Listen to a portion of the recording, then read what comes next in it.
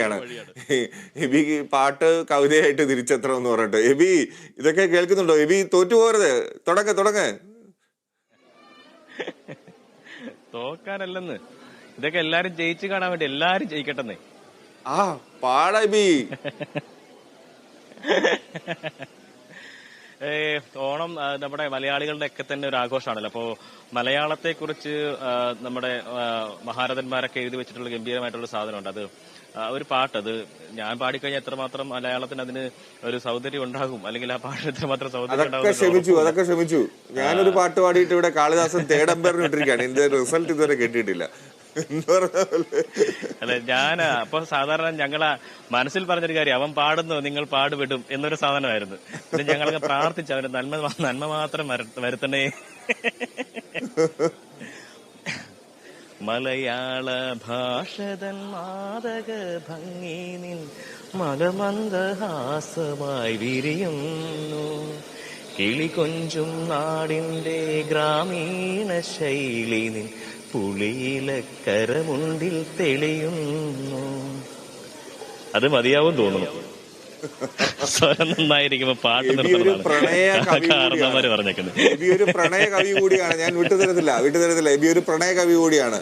അത്തരത്തിലൊരു പാട്ട് മലയാള സിനിമയിൽ നിന്നോ കവിതയിൽ നിന്നോ ഒരു പ്രണയ കവിത, ഒരുപാട് ആ ക്ഷേത്ര നടയിൽ നിൽക്കുമ്പോൾ ഒരുപാട് പ്രണയം ഇങ്ങനെ മനസ്സിൽ വന്നു പോകുന്നുണ്ടാകും. പഴയ കാര്യങ്ങളൊക്കെ ഒന്ന് ഓർത്തെടുക്കാമോ കവിതയിലൂടെ, പാട്ടിലൂടെ? അതെ. ഇങ്ങനെയൊക്കെ പറഞ്ഞു കഴിഞ്ഞാൽ വലിയ പ്രശ്നങ്ങളാകും.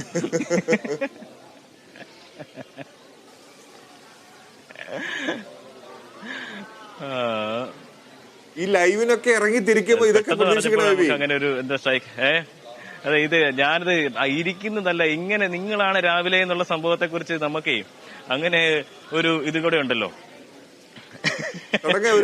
രാവിലെ വന്ന് ഒരു ഓണം ദിവസമായിട്ട്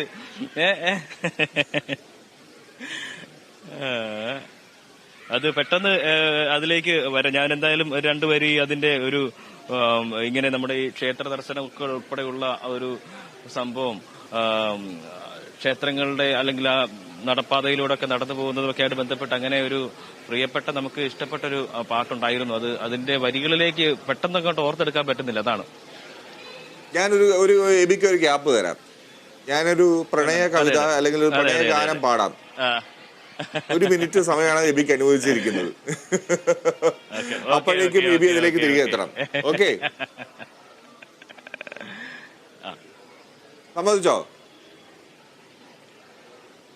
ഓക്കെ, ശരി. അതിലേക്ക് നമ്മൾ ഉറപ്പായിട്ടും. ഓക്കെ, ഇനി വാക്ക് മാറ്റി പറയല്ലേ. പനിനീരു പെയ്യും നിലാവിൽ പാരിജാതത്തിൻ ചോട്ടിൽ ഇനിയും നിൻ നൂപുരങ്ങളാടും അകലെ ഞാൻ നിന്നെയോർത്തു പാടും. പനിനീരു പെയ്യും നിലാവിൽ പാരിജാതത്തിൻ ചോട്ടിൽ. എനിക്ക് ഈ ഓണത്ത് ഇത്തരത്തിലുള്ള പാട്ടുകളാണ് ഇങ്ങനെ ഓർമ്മ വരുന്നത്. പഴയ കാമുകിമാരെ കുറിച്ചൊക്കെ ഓർമ്മ വരും എബി. അതെ അതൊക്കെ നല്ല കാര്യങ്ങളല്ലേ. തുടങ്ങ സമയം പോന്നു. ഒരു രണ്ടു വരി പാട്ട്. അതെ 2 വരി പാട്ട്. അത് പെട്ടെന്ന് ഓർത്തെടുക്കാനുള്ള ഒരു ബുദ്ധിമുട്ട് കൊണ്ടാണ്. നമ്മളിങ്ങനെ ഒരു ആംബിയൻസിലൂടെ നിൽക്കുന്ന ഒരു സാഹചര്യം കൂടിയാണല്ലോ, അതുകൊണ്ടുള്ളൊരു പ്രശ്നമാണ്.